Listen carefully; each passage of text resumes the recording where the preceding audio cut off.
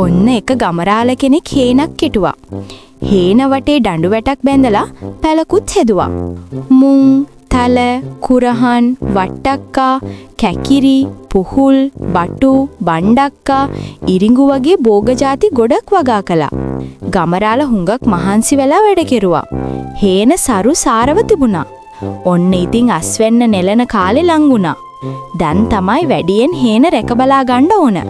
මොකද කැලේ ඉන්න මුවෝ, වල්ලූරෝ වගේ සත්තු හේනට ඇවිත් හැමදේම කාලා විනාශ කරලා දාන හින්දා. කැලේ සත්තු හේනට එන්නේ රැට. ඒ හින්දා හේනම නවතින්න ඕනි කියලා ගමරාල තීරණය කළා. උදේ වරුවම හේනේ වැඩ කරපු ගමරාල ගෙදර ගියා. මේක කරන්න බෑ. වල්ලූරෝ රංචු පිටින් හේනට පනිනවා. මම අද ඉඳලා පැලේ නවතිනවා. හාමිනේ මට ඔය උයා පිහා ගන්න ඕන අඩුම කුඩුම ටික ලෑස්ති කරලා දුන්නා.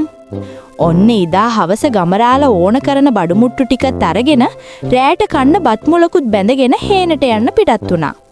කන්න දෙයක් හොයාගෙන ගම කිට්ටුවට ආපු නරිරාලට ගමරාලෝ මුණ ගැහුණා. මේ බඩුමුට්ටු තුස්සගෙන කොහෙද යන්නේ? නරිරාල ඇහුවා. මම යන්නේ පැලේ නවතින්න. නැවතිලා රෑට පැල් රකින්න. නරිරාලත් කැමති නම් යම්. අද රෑට කන්න හොඳ බත් මුලකුත් තියෙනවා. ගමරාල කිව්වා. කන්න බොන්න තියෙනවා නම් මටත් හොඳයිනේ කියලා හිතපු නරිරාල හරිම කැමැත්තෙන් ගමරාලත් එක්ක පැලට ගියා. කලුවර වැටීගෙන එනකොට ගමරාල පැල ඉස්සරහා ලොකු ගිනි මැලයක් ගැහුවා. ගෙනාපු බත් මුල දෙන්නත් එක්ක බෙදාගෙන කාලා පැල් රකින්න පටන් ගත්තා. ගමරාලයි නරිරාලයි එකතු වෙලා හේනට පනින කැලේ සත්තු පන්නල දැම්මා. ඔහොම ටික දවසක් යනකොට සත්තු හේනට පනින එක අඩු වෙලා ගියා. ගමරාල මහන්සි වෙලා පැල් රැකපු නිසා සත්තු හේනට එන එක නැවතුණා. ඒ හින්දා ගමරාලට දැම් සතුටුයි. ඔන්න එක දවසක් ගමරාලට හිතුණා පිට්ටු ටිකක් කන්න. නරිරාලේ අද අපි රෑට පිට්ටු කමු ගමරාල කිව්වා. පහුගිය ටිකේම නරිරාලත් හුඟක් මහන්සි වුණානේ. වෙනසකටත් එක්ක අද පිට්ටු කමු. අදහස නම් හොඳයි. එත් ඉතින් පිට්ටු හදන්න ඕන කරන දේවල් අපි ළඟ නෑනේ. ඕක හරියන්නේ නෑ නරියා කිව්වා. ඒකට මොකද මං හදන්නම්කෝ.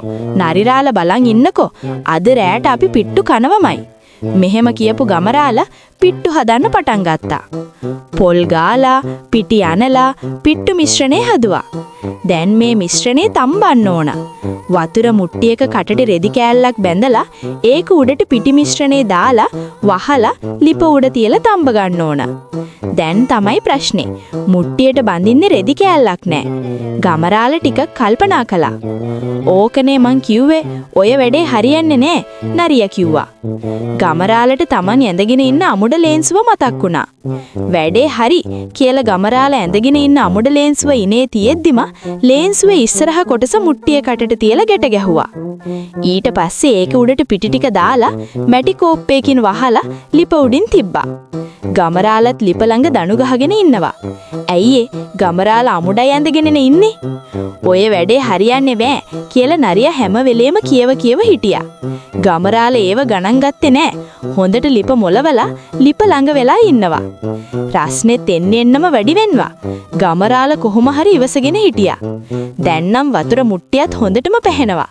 දැන් නම් ගමරාලට හරිම අමාරුයි. මුට්ටිය දුම් දාමින් පැහෙනවා. දුමයි රස්නේ හින්දා ගමරාලට ඉබේටම නැගිට්ට වුණා. පැහෙන වතුර මුට්ටියයි පිට්ටුයි ගමරාලගේ ඇඟේ. ගමරාලගේ ඇඟත් පිච්චිලා.